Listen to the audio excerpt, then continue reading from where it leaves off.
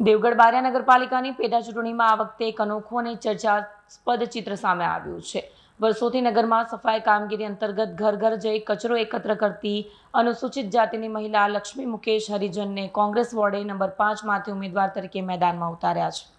લક્ષ્મીબેન લાંબા સમયથી નગરના વિવિધ વિસ્તારોમાં દરરોજ સવારે ઘર ઘર જઈ કચરો એકત્ર કરવાની ફરજ બજાવતા હોવાથી તેઓ નગરજનોમાં સારી ઓળખ ધરાવે છે। હવે સફાઈ કર્મચારી તરીકે સેવા આપનાર લક્ષ્મીબેન ચૂંટણી ઉમેદવાર તરીકે મતદારોના ઘરે જઈ આશીર્વાદ અને મતની અપીલ કરી રહ્યા છે। કોંગ્રેસના આ નિર્ણયની સ્થાનિક રાજકારણમાં વિશેષ મહત્વ આપવામાં આવી રહ્યું છે। સામાન્ય પરિવારમાંથી આવતી અને વર્ષોથી નગરની સેવા કરતી મહિલાને ઉમેદવારી મળતા અનેક લોકો તેને સામાન્ય નાગરિક સશક્તિકરણ તરીકે જોઈ રહ્યા છે। હવે 28 જુલાઈના રોજ યોજાનારા મતદાન બાદ મતદારો લક્ષ્મીબેનને કેટલો સાથ આપે છે તેના પર સૌની નજર રહેશે। લક્ષ્મીબેન મુકેશભાઈ। તમે કયા પાર્ટીમાંથી ટિકિટ આપવામાં આવી છે?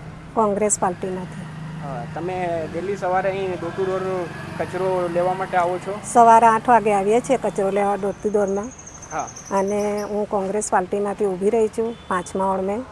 અને આજ મારા ટાવર શેરીમાંથી બધા સેવકો છે એમની હું નિમંત્રણ કરું છું અને તમે જેટલું એ કરશો એટલું મારા લીધે ખૂબ ખૂબ આભાર છે।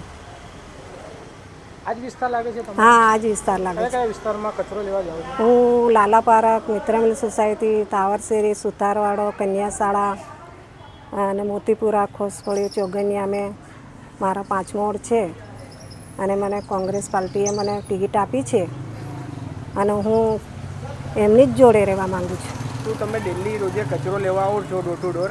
એ જ રીતે તમે પ્રચારમાં બી નીકળશો તો શું તમે મતદાતાને શું અપીલ કરવા માંગો છો? બસ મને મારી એટલી જ વિનંતી છે કે મને જે વોર્ડમાં ઊભી રહી છું એટલો મને ખૂબ સપોર્ટ કરે અને એમના લીધે હું ઊભી જ છું। ગરીબ છું પણ ઊભી જ છું એમની જોડે। વિડીયો જર્નાલિસ્ટ દર્શન સુતરિયા સાથે દેવગઢ બારિયા।